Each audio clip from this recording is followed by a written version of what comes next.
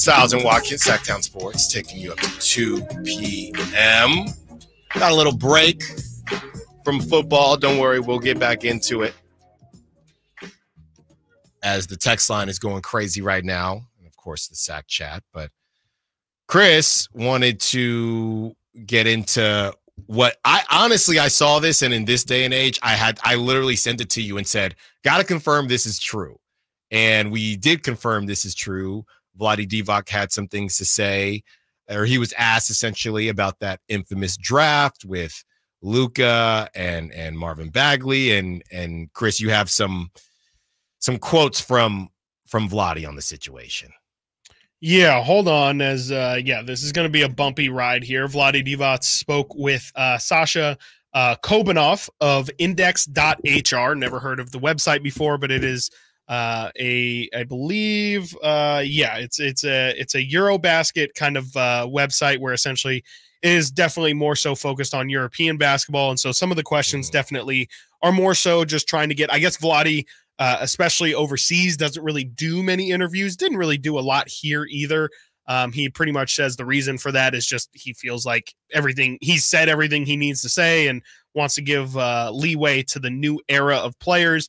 But spoke with Sasha Kobanov and definitely had some interesting things on the Luka decision, and also just kind of clarified further a rumor that I had heard as to the reason why he didn't take Luka. So the question was asked, with a time gap of 6 years, can you explain to us what was the reason for not choosing him being Luka Doncic?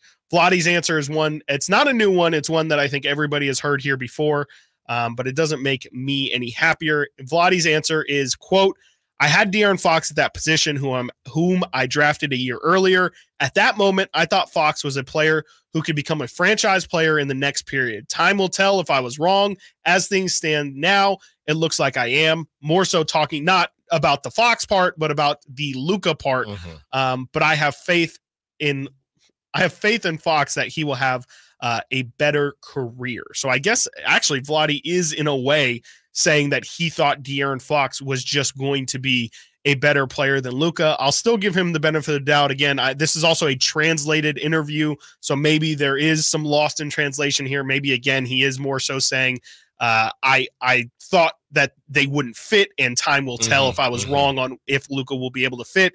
But if you take it at face value, again, as things stands right now, it looks like I am wrong, but I have faith that Fox will have a better career. So if you're reading it on face value, maybe you do say Vlade is saying that he thought at the time that De'Aaron would just straight up be a better player than Luka. The next follow-up question is, you didn't think that Fox and Doncic could play together like Doncic and Kyrie Irving play together today? Vlade's answer is no. Irving is a classic scorer, as is Luka. Fox is not. He is a playmaker who needs the ball just like Luka needs it. I could only take Luka, but then I would have to trade Fox. Interestingly, Phoenix also skipped on Luka, and then their coach, who was Igor Kokoshkov, was his coach in Slovenia. I think that's a bit of him trying to essentially blame somebody else. Yes. He's saying, hey, everybody's asking me these questions. Well, how about Phoenix, who definitely had even more of a reason to take Luka and skipped on him? That's not really relevant to this conversation. He says Atlanta drafted him, but they also passed on him. It wasn't until Dallas took it. I like watching Luka. Vlade says, I really like his basketball, but I had my own reasons why I decided the way I did. Maybe I was wrong, but again, time will tell. And here's the answer that I had heard before as more so of a rumor, never officially heard it confirmed. Vlade says it is nothing more than a rumor. The question was then asked, it was said and written that you did not choose Luka because you were not in the best terms with his father. Is that true? Vlade says these are extraordinary journalistic nonsense. I know Sasha, who is Luka's father, very well. I love and appreciate him. He even played when Luka was little. It has nothing to do with that relationship. I follow Luka and see that he is going the right way. I repeat, and this is interesting. Maybe I assume he mentioned it earlier in the article. He says, I repeat, he will just have to watch his body. So there you go. Vlade Divac says he did not take Luka Doncic because he believed in De'Aaron Fox and didn't believe that the two could work together. When asked why he didn't think Luka would work with Fox in the same way that Luka works with Kyrie.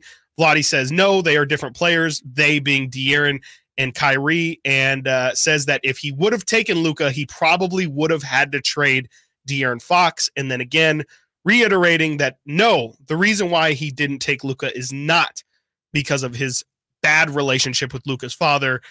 Just again, that Vlade thought that the fit wasn't going to be there. And apparently Luka needs to watch his weight, according to Vlade.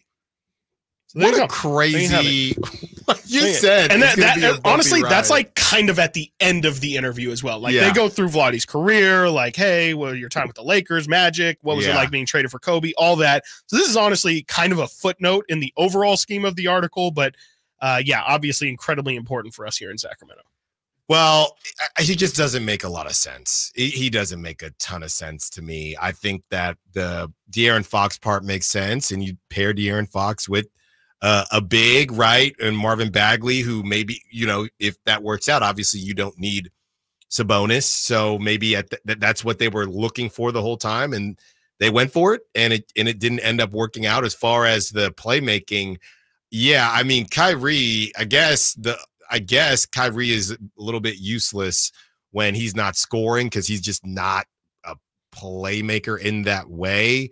But I mean, the argument always will be, and I know what I've heard you say, Chris, is you get which they didn't have a problem. I think what's weird is to not take Luka, but to take Tyrese. So it just you get the talent in the building, right? And then you figure it out. But yeah, he has no good answer for it. He's not going to have a good answer for it. He basically says that, he was wrong in what Luka currently is bringing to the table. And, it is what it is. Unfortunately for Vlade, this happened right before the Kings started up. If this comes out, I think in a month, I think it flies under the radar because we'll be gearing up for the season. But this is with no basketball going on and no trades or nothing like that. It's just probably kind of bad timing for Vlade to come out with this. And I was in the building, Chris. I was in the building when you were too, of course, when Luka was literally pointing at this man and just saying he should have drafted me,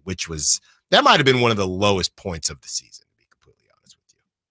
Yeah, I mean, I hate hearing all of these quotes. It does bring up some bad feelings. I mean, we don't need to go through the entirety of it, but it was just such an obvious selection to take Luka at the spot. I have never liked the excuse that him and De'Aaron wouldn't have played together. Like you said, my retort to that is just, whoa, you're having too many good players on the same team. Mm-hmm. That seems like a good problem to have, and it's not a problem for the Kings now. And if you have to trade De'Aaron Fox because Luka Doncic is the better player and De'Aaron doesn't fit, well, then I think that's, again, a pretty good problem to have. And, I don't like the excuse. I don't think it makes any sense at all because in every single team, especially nowadays, it feels like you have to have at least two big primary ball handlers in order to really realistically have a chance. I mean, I just hate to hear the excuse, and also not to mention the fact that Luka was also just the best player. Like, it was undeniable that somebody at his age who was doing the things he was doing, even if you aren't somebody who thinks that the Euro League is a good barometer for how good you're going to be, you just had the eye test. This kid was taking step backs in the prime of James Harden's MVP run. You could see exactly how his NBA career was going to pan out from there. I just never understood any of the questions of who he was going to be. To me, if you watched any of Luka when he was overseas, it was just painstakingly obvious. It was a miracle that he was available at number 2 in the first place. Vlade is right. I would say the 100% fact he said in there is that the Suns should have taken Luka number 1. And that was even ridiculous to me at the time. It was insane that he even fell to number 2. The Kings shouldn't have let him fall past number 2. And I mean, I guess I'll take Vlade's word for it that it had nothing to do with his relationship with his father. But honestly, a part of me wanted to believe it was true because at least then there was justification for it. Because again, if your job as a GM is to bring in the best player, I can live with, hey, politics got in the way and Vlade, he could have been literally Michael Jordan in Europe, which he kind of was. It didn't matter because Vlade didn't like his dad. I could live with that. I can maybe cope with that. I can't cope with the fact that, again, Vlade is essentially saying, no. I looked at it. I looked at the 2 pieces of paper, and I just like the one in my right hand a lot better than the one in my left. To me, that just makes the situation way worse. So yeah, definitely not a W here hearing this. Right no, don't try, don't try to get cute with it, right? Sometimes you just got to take what everybody is telling. And then in those situations, it's okay, well,